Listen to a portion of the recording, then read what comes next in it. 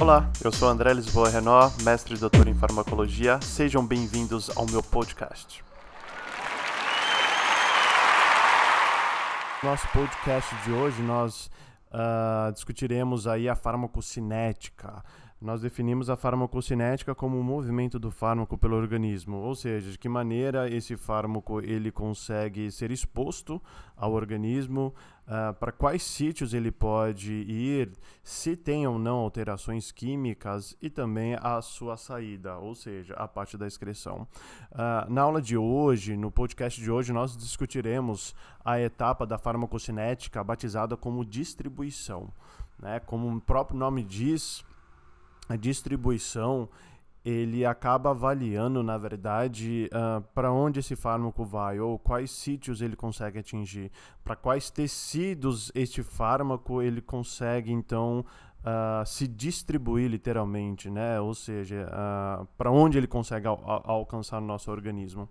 Nós sabemos que a distribuição aí do fármaco e dos tecidos e dos órgãos, ele tem, obviamente, uma influência direta do fluxo sanguíneo.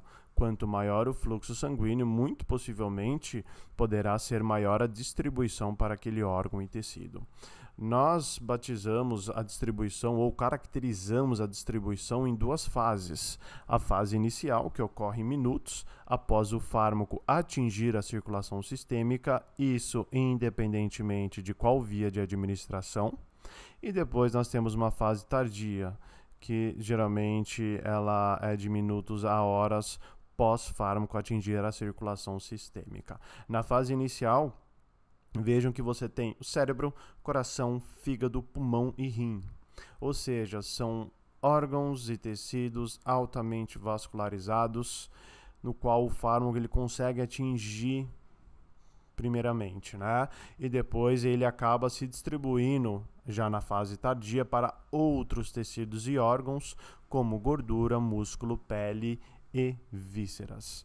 Vejam que para atingir, por exemplo, o sistema nervoso central, mesmo que você tenha um alto grau de vascularização, de fluxo sanguíneo, existem barreiras, como a barreira hematocefálica, no qual o fármaco não necessariamente ele consegue se distribuir de uma maneira muito fácil. Tá? Apenas fármacos lipofílicos conseguem ultrapassar essa barreira hematocefálica.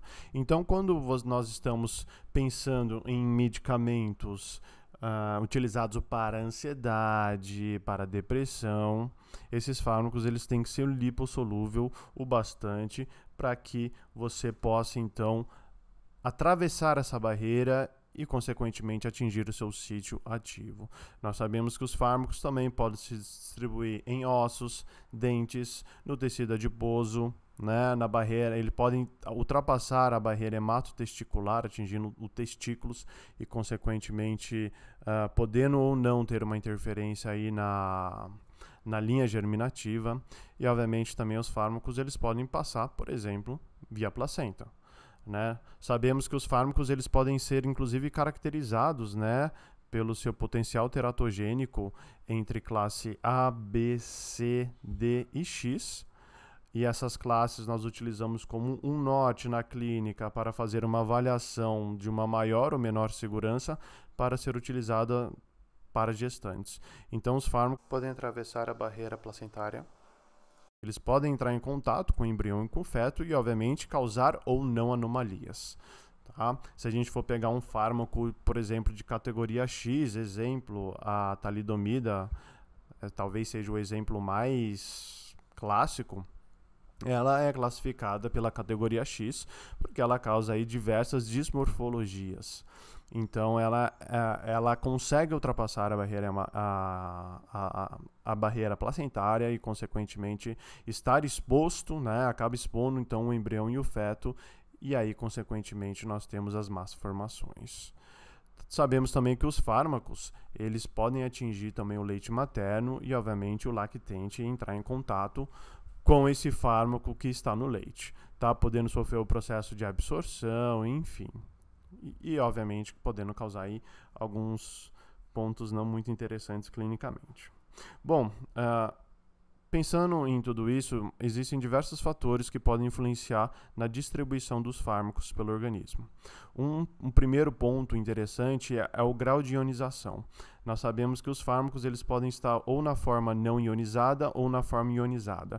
De modo simples e fácil, quando nós pensamos na forma não ionizada, é que eles estão sem carga, né, ou sem carga positiva ou negativa. Diferente da ionizada, no qual você pode estar com uma carga negativa, isso para compostos ácidos que acabaram doando um próton para o meio, ou ele pode estar com uma carga positiva para compostos básicos que receberam um próton do meio. Então, quando você tem o fármaco na forma ionizada, ou seja, ele tem com a carga, o potencial de distribuição dele é bem menor, né? Ele não consegue ultrapassar as barreiras, ele não consegue fazer uma distribuição mais profunda, até porque nas camadas das células também existem cargas e, consequentemente, essas cargas podem então se repelirem, né? E aí diminuindo a interação do fármaco com as barreiras lipídicas. Então, fármacos ionizados, você diminui o potencial de ionização. Outro caráter que influencia na distribuição é a lipossolubilidade. A gente pode até classificar essa lipossolubilidade através do coeficiente de partição óleo em água. É um teste in vitro, né, em laboratorial, no qual você avalia qual a solubilidade desse fármaco em um componente oleoso e um componente aquoso. E a partir disso você tem o coeficiente de partição. Quanto maior o coeficiente de partição, ou seja, maior a concentração que ele consegue solubilizar na fase oleosa, significa então que ele tem um caráter lipossolúvel maior. E isso ajuda no processo de distribuição. Quanto maior a lipossolubilidade, maior a distribuição.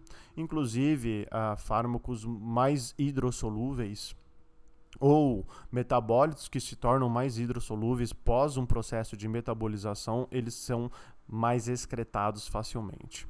Além disso, outro fator que influencia na distribuição dos fármacos é a ligação a proteínas plasmáticas. Sabemos que também o fármaco ele pode ficar em duas posições aí, lá no plasma, né? A forma ligada e a forma não ligada. A forma não ligada é o fármaco livre, literalmente, e a forma ligada é quando ele se liga a uma proteína plasmática. Exemplo, a albumina para compostos ácidos, e outra proteína também nós temos a alfa-1 glicoproteína ácida, que acaba se ligando a compostos básicos. Então, um fármaco que está na forma ligada, independentemente de qual proteína seja, você diminui o potencial de distribuição. E até pode influenciar na eliminação. Exemplo, um fármaco na forma ligada, ele dificulta o processo de eliminação pelos rins. Né? Ele não consegue passar pelo processo de filtração glomerular e, consequentemente, ele será menos exposto para ser eliminado. Bom, este então foi o nosso primeiro podcast aí sobre distribuição de fármacos. Obviamente é um resumo, espero que vocês tenham gostado. Muito obrigado.